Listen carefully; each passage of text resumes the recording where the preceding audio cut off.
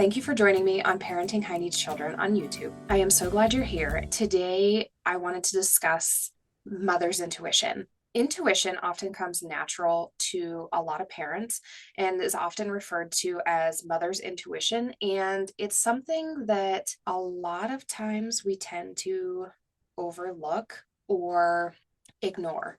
This is something that we have taught ourselves or learned in other life situations and other circumstances that we can't trust.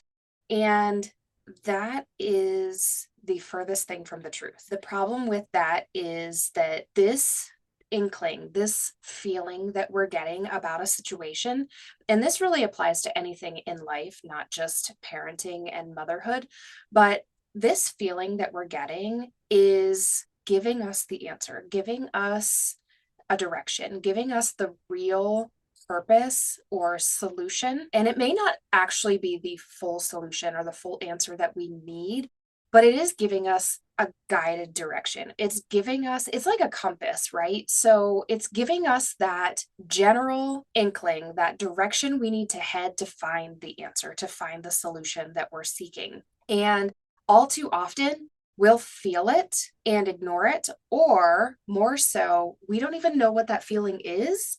So we just brush it off and keep moving. Or we question ourselves, which is a big thing, and then we just try to figure it out in other ways. Part of being a high needs parent and a parent in general is trusting that intuition.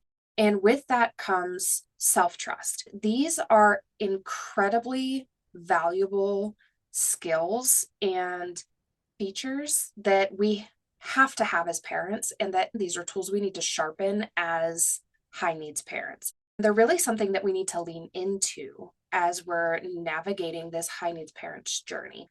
That's what we're going to talk about today. So, intuition is the sensation or feeling inside your body that you get when you're in a particular situation, or you're talking about something, or you're trying to find a direction, answer, what have you. It can be different for different people, and you really have to tune into your body to figure out where you're getting that sensation. So some people feel it in their stomach area, some people feel it just below the ribs, some people will feel it like at the belly button or just below the belly button.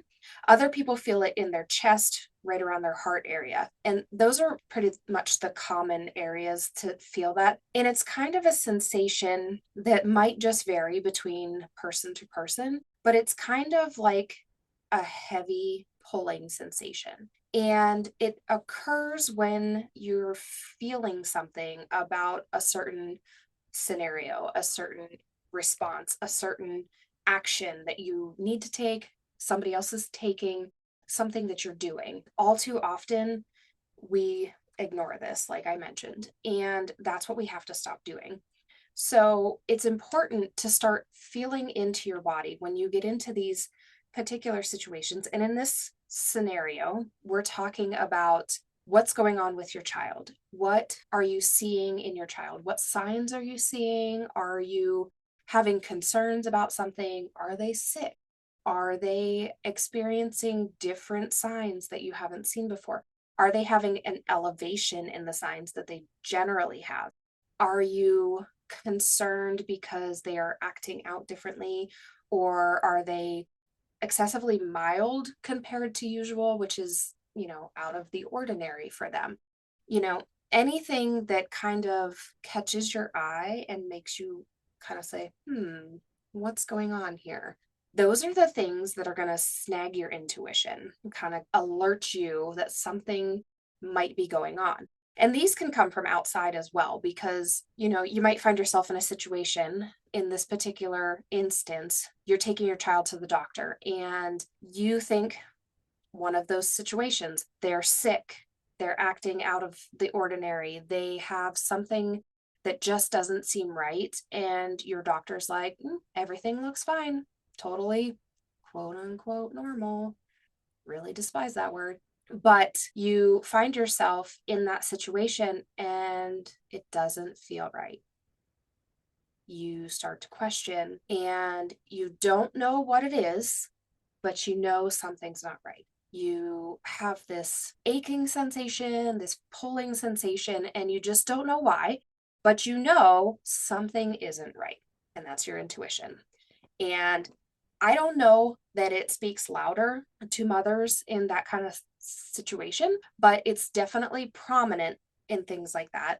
And that's what we need to lean into. So, first of all, we have to figure out what the sensation is that we feel and where it comes from, where it's at in our bodies, and get accustomed to feeling that. And then we need to lean into trusting that. And trust can be kind of complicated for some people because a lot of people lack self trust. It can be challenging for people, especially as parents, because trust is rooted in belief and truth and relatability. And it comes from back in your childhood and even in childhood before you can recall anything that you've learned. It comes in infancy and even prior to infancy. You begin building trust, we'll just say at birth, and that can really waver through childhood as you start to grow and people treat you in various ways, and it reflects on the way that you grow and feel and interact with other people. But self trust is really essential, and that is definitely impacted by the way people treat you and the way you respond to other people and the way you let other people treat you. When you're a child, you really don't have control over those kinds of situations. And that's when you're most impacted. That's when you have the biggest impact on all of your growth and your personality development and things like that. Now, that said, we all have our own personality and it develops in a way that it's meant to develop. But at the same time, the way that we're treated and spoken to and the way people act toward us as we're growing certainly impacts our personality as we grow and then into adolescence and adulthood. So, as a parent, self trust is really important, especially as high needs parents, because we need to be able to feel that intuition and know that whatever we're feeling and whatever reason we're feeling it is real. Whether or not that healthcare provider or that teacher or your significant other or whoever gave you a reason, whatever reason they gave you for the situation your child is experiencing or what have you, you need to be able to lean into that feeling and know that whatever reason that healthcare provider gave you or the teacher gave you or your spouse gave you that is causing or not causing your child to be in the situation they're in, that deep down there's actually something else triggering that or some other underlying cause that's there. And maybe the other people aren't seeing it, but deep down there really is something else going on. That is really important. This helps you stay true to yourself, stay true to your child's needs and your own beliefs. And your beliefs are rooted in your upbringing, and they are also present from the time that you're born. They are things that we don't really have a lot of control over. They are really deep rooted because they're things that we have been shown and told and taught throughout our lives that a lot of times we might not even realize that's what we think and believe because we didn't realize they've always been ingrained in us. We tend to not think about trusting ourselves in these types of situations, or the opposite, we tend to have a lack of self trust because we're always questioning whether we're doing the right thing, or, a lot of times we have hard choices to make as parents, but particularly high needs parents, and we fear making the wrong choices. We are already overwhelmed. Our children are already in a high state of overwhelm, and we're afraid of making the wrong decisions, causing disappointment, causing upset, or, if you make the wrong decision, is it going to be harmful to them in the long run?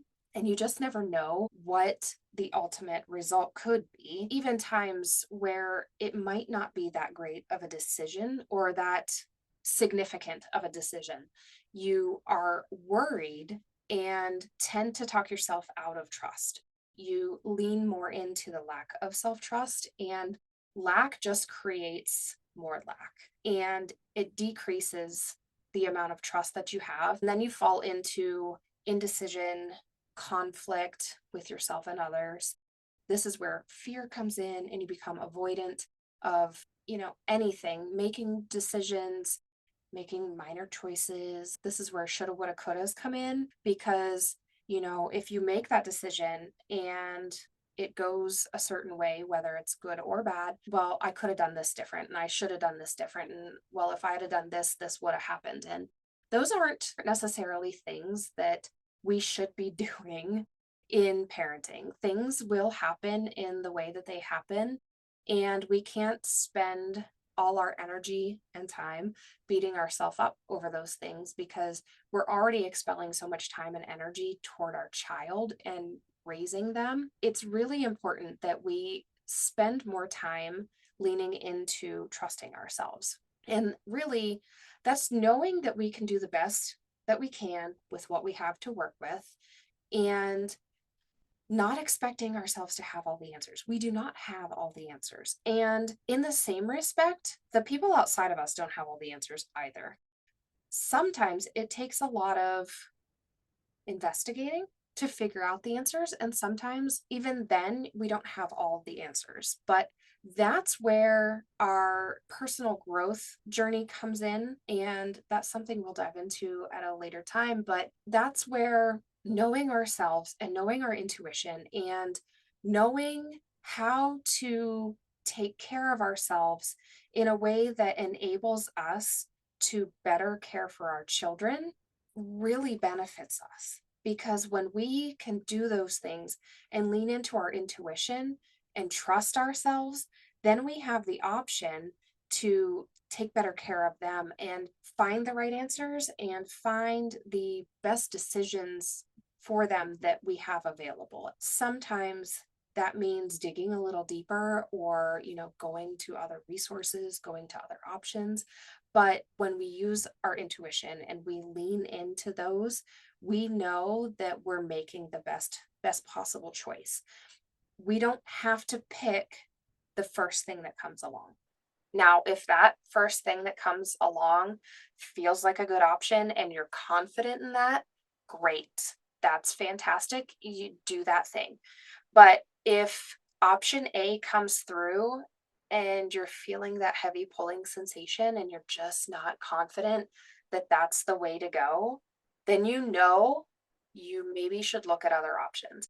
And then in the end, maybe you come back to option A and realize, okay, that was probably all right. You found the other options weren't great either. That's all right too. But at least then you know that you did the best you could with what you had to work with and you learned more in the process and you learned that you looked for other options along the way and you didn't just settle. You didn't just settle. And that's what's really important. You can't just settle with the first thing that comes because those are not always the right answer. And you can't let people convince you that what you think and feel doesn't matter. And you can't let people tell you that you have to do things a certain way because in the world of high needs children, there is no certain way. We have to really lean into what works best for our children and what works best for us. And that's going to look different for all of us because every one of our children is different and they have different needs and they have different quirks and they have different everything. And we just have to really lean into that. We just need to really lean into everything because we need to know how to adapt to these things and overcome the issues. And we can overcome things. We do not have to live in the overwhelm. We do not have to live in the stress. We do not have to be settled and stuck in the constant cycle of overwhelm and overrun and all of those things. So we can find our intuition. And if we aren't familiar with intuition or we're unsure about intuition and unclear about what to do with that, it's really not terribly complicated. There's different methods to coming with intuition, and a lot of it is just self care practice. And it's not terribly time consuming. It can be done in, a matter of a few minutes a day every now and then. It starts with kind of getting grounded and going within yourself and learning what it feels like within you. And like I said before, it could be in your heart area, it could be just below your ribs, at your belly button, or just under your belly button. And there may be people even that feel it in other areas, but those are generally the typical places. And understanding what that feels like inside you. You could even test that with having someone ask you questions. You can keep them simple as yes and no questions. They don't have to be long, drawn out questions or any major decisions. I mean, you could do it with a what do you want for dinner question, which is like always the worst possible question, right? Why do we have to even have that discussion? Somebody should just plan dinner for everyone all the time. Anyway, you can really kind of tap into that and just, I don't know, play 20 questions. That sounds fun, right? Maybe not. But, there are possibilities. And you can really start to practice leaning into your intuition and knowing how it feels. Then, when you come into those bigger situations with, the doctors or your school settings, your school situations, therapists, you will know when you're feeling that and how it actually feels. And then you can feel into it more. So, by feeling into it more, if they tell you a particular thing needs to be done, say you have gone to your doctor or your therapist and they say, we really need to try this new treatment, and you don't know anything about the treatment and it makes you unsettled, you ask them questions about the treatment, and there's part of it that you aren't comfortable with. So you start to feel that intuition. And your first instinct is, I don't think I like that idea. And there's the intuition. Intuition ties into whatever you're feeling as your primary thought. That can maybe get confusing because it's not a thought process per se. And we're not overthinking the answers. We're not overthinking, we're not contemplating any of that. But if they tell you something and they give you a description of what this new therapy would be, and you start feeling, I'm not sure I like that idea, and you feel that intuition, then that's where you stop them and either need to ask for more information or be like, hey, I don't think that I like this option, or I don't think this is right for my child. You have absolutely all of that power. You have 100% power to decide whether or not your child gets that therapy or participates in that action. And maybe you could do 75% of that therapy and skip out on the piece that you don't like. Or maybe it's just a simple misunderstanding of what that therapy entails and you need some more information. What's important is that you speak up and lean into that intuition and let them know how you actually feel about the situation. In order to strengthen that intuition even more, once you have realized what it feels like, you can start increasing it and increasing your self trust by starting to remove negative self talk. Your brain doesn't know if the things that you're saying are real or false. It just knows the words that you're saying. And by saying, I don't mean actually verbalizing the words. If you have a thought come through that is negative, your brain internalizes that. And it doesn't matter if you're joking, it doesn't matter if you're serious. If you have negative or positive thoughts, speech, anything like that come through your brain remembers that. And the more negative processes that come through your brain, the more of that your brain remembers. So, one of the first things you need to do is stop the negativity and start reinforcing positive self talk, verbal and thoughts, and reframe them. Use them in a positive light. Don't put yourself down and start talking to yourself with love. Begin taking care of yourself in a way that only you can. Take care of your body with love and set goals for yourself. Be vulnerable.